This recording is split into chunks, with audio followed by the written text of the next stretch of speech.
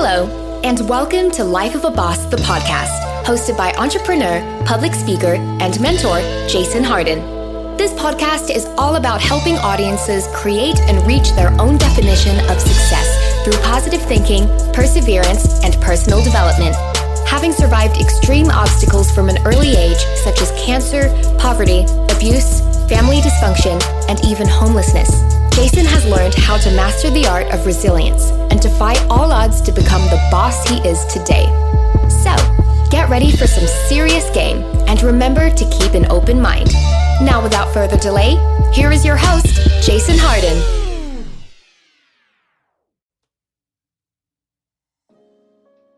Well, thank you for that great introduction. I am Jason Harden, and this is another wonderful episode of Life of a Boss, the podcast. And this is a show all about personal development. We have a great show for you today. And with me in the studio is Miss Suzu. How you doing? I'm doing wonderful. How are you doing, Jason? I am great. I'm never less than great. Even if I wasn't great, it's what I'm going to say. You would lie about it. That's wonderful. Yeah. I'm glad we you don't think really so. want to know exactly how you're doing. We just want to know that you say you're going to do great. I'm glad. And you are how you feel, and you are what you say. So I like to say... I had to think of that. I'm like, what did he just say? You threw me off by thinking of it. You know? Like, did I make sense? Yeah. Anyway, man, we are getting ready for a great show because we are unpacking the interview we had with Letrice Barge, one of the number one top rising real estate agents in the game right now. She's still a rookie, and she has closed almost 30 houses. That is unfathomable. I think that makes sense. It's unfathomable. But anyway, we are unpacking the interview, and we're giving our takeaways and our biggest takeaways from the interview. We'll start with you. What was your biggest takeaway from the interview? Gentleman. Oh, thank you so much. All right, so this is going to be the repeating theme of her takeaways is the mindset of contribution. She mentioned that a lot. Yeah. And it kind of surprised me because I think of sales, like you're asking for people's money, right? But I think that's what makes her so successful is because she does go in with a mindset of contribution, about giving back, about providing a good service, a great service, and that she felt like it was her calling. Yeah. And so I think that's really what makes her successful. She doesn't think of what's in it for me. She's thinking of what I can do for somebody else. I like that. And you know what? That is exactly what I learned from Dean Grazioso. Mm-hmm. He believes in selling from a perspective of I'm doing a disservice if I'm not offering my product. Mm-hmm. And I believe that that's her mentality when she sells. Like she feels that she's really giving back. She's doing a service and she's helping the people that she's servicing. And I believe that is such an important point because in any sales industry, in any sales game, you have to have that attitude. Yeah. Or else you really won't be successful. You won't have that confidence in yourself. Exactly. That you're really giving something to somebody that they really need. Exactly. Mm-hmm. And that has helped her, like I said, close almost 30 escrows in the past 2 years. Mm-hmm. That is. Okay, my first takeaway is the mindset.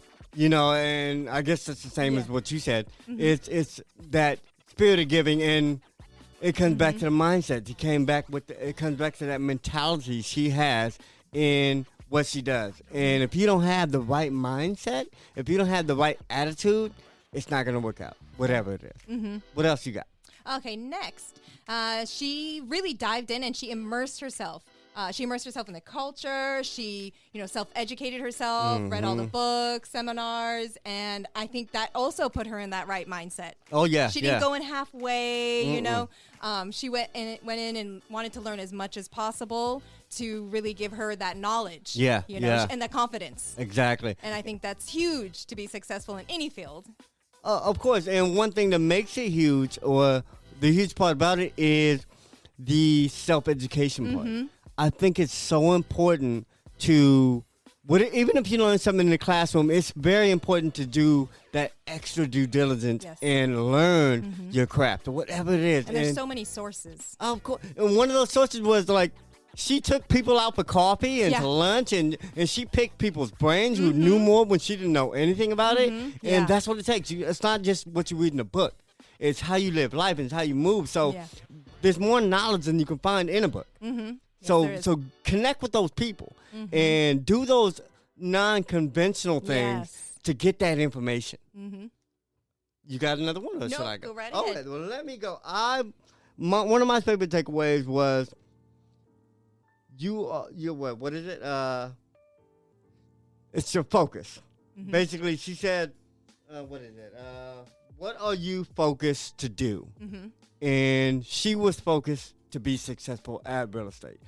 She wasn't focused to be just good at it or just be another real estate agent. Yeah. She was focused to be the best, which is why she chose, was it Kelly and what's the name of the agency she's a part of? It's like Keller or something. But anyway, she chose the top agency that sells houses across the board to be a part of. She didn't run from that. She went where the action was. She went where the knowledge was. She went where the money was. It wasn't just good enough. Yeah. Yeah, she didn't want to be the big fish in a small pond. Yeah. She wanted to be a big fish in a big pond. Yeah, exactly. And you got to love that mentality. Oh, yeah. What else? Okay, next one. I love how she has said she wanted to help people realize a dream.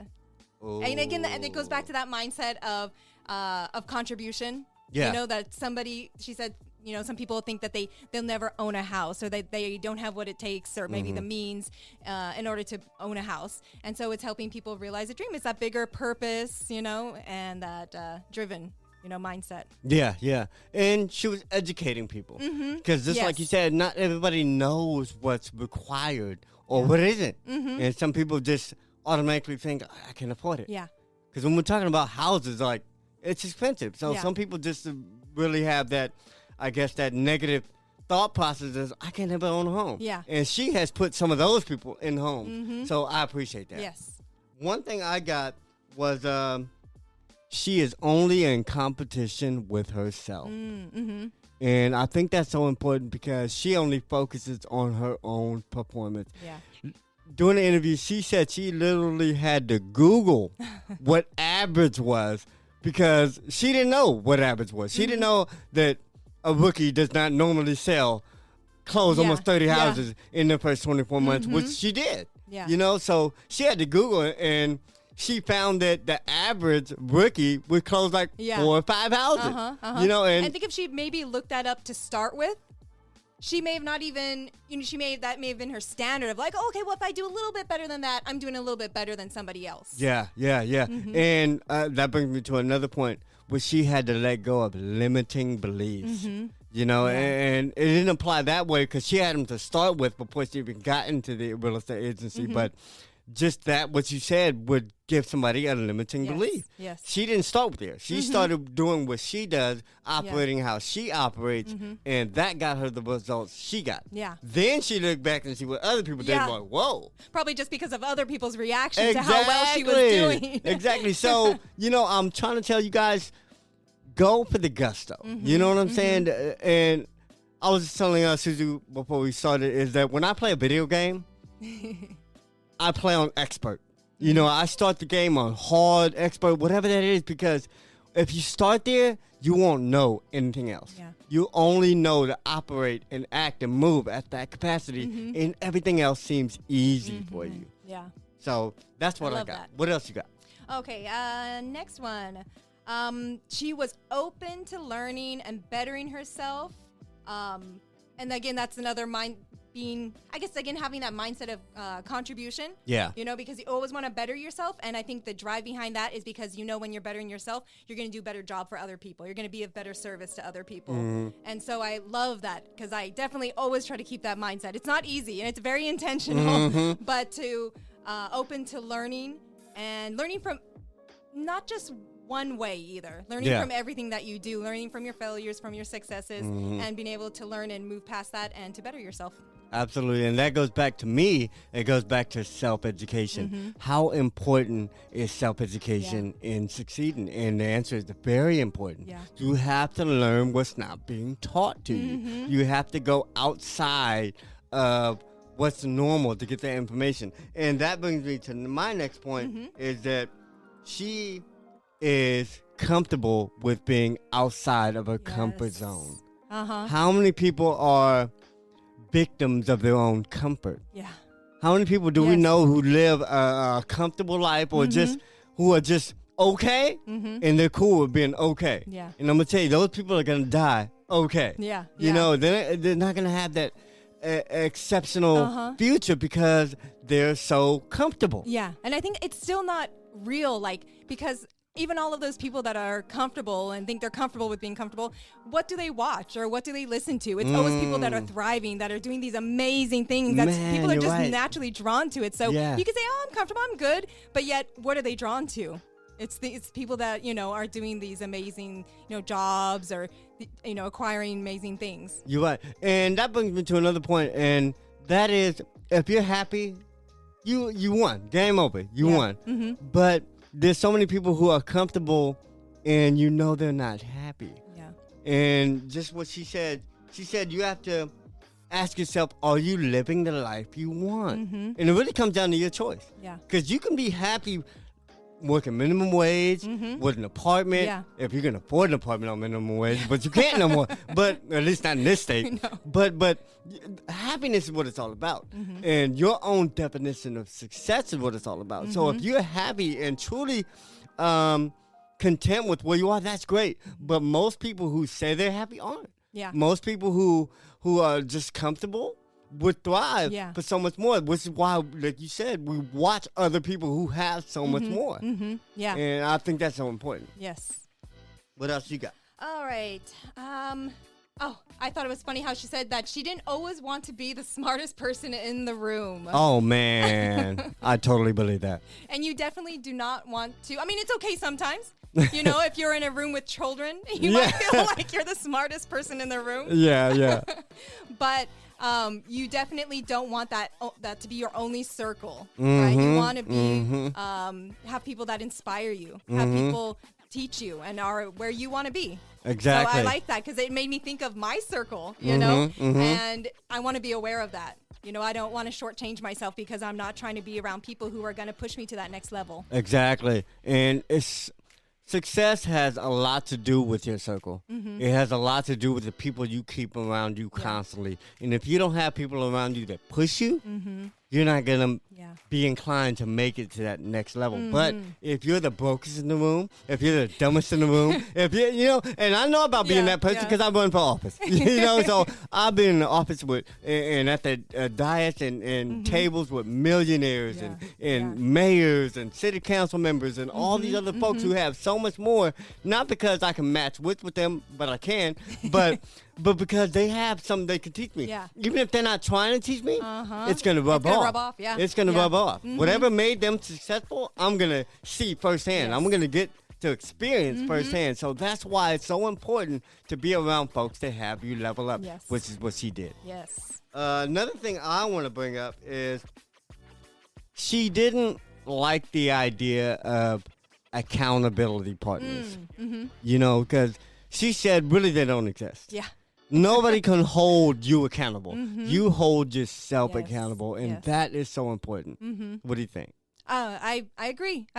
We have to hold ourselves accountable, and somebody else, we can feel a little guilty if we don't meet up to their expectations. But in the end, we're really only going to be holding ourselves accountable. Absolutely, and that's so important because I think that comes down to discipline. It comes down to how you view yourself and your actions, and it's all about self. And accountability really shows that success is based on you, not on other outside influences, not on where you grew up, not on how much money your parents had, not on what education you got when you were little. It's all about when are you going to start taking ownership of your own actions, your own childhood, whatever it is about you, and do something with it. Because I always say this, you being where you are might not be your fault, but you not getting from that is your fault. You know, if you don't grow from where you are, that's your fault. Yeah, we can't change our past, but we can be in charge of our future. Absolutely. So that was the most amazing thing I got from her is the accountability and the amount that she has, because she puts it on herself to get better. And if you're waiting on somebody else to help you get better or somebody else to better your life, you're doing it all wrong. Yes. Anyway, All right. that's all. What else? You got another one? Oh, you just snuck one in, huh? Yeah. Last one. I like how she said we drive the narrative. Oh, what does that mean to you? So lately I've been really trying to, rather than listen to myself, I've been choosing to speak to myself. Oh, So you love when I do that. But it's so natural because it's amazing. That's a great concept. Because in the past, I listened to myself, and sometimes when I would just listen, it's not always what I need to hear. But when I talk to myself, you tell yourself. I tell myself, and I choose to drive my narrative, then I get to choose the direction and the way that I move more intentional in my life. And that's what it's all about. It's about intention.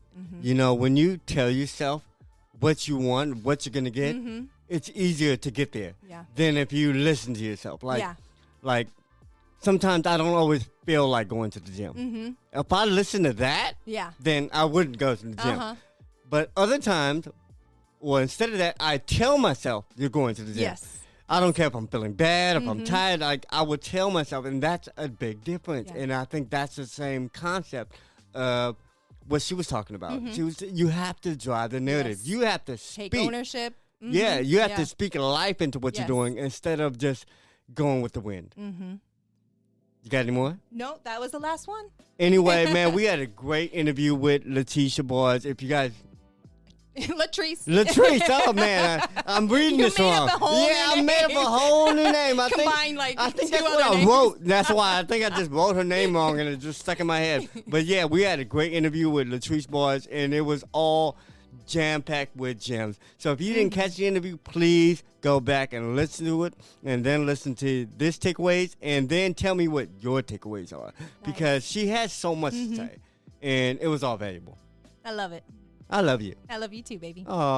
Anyway, man, that's our show for today, man. We like to keep it short and simple.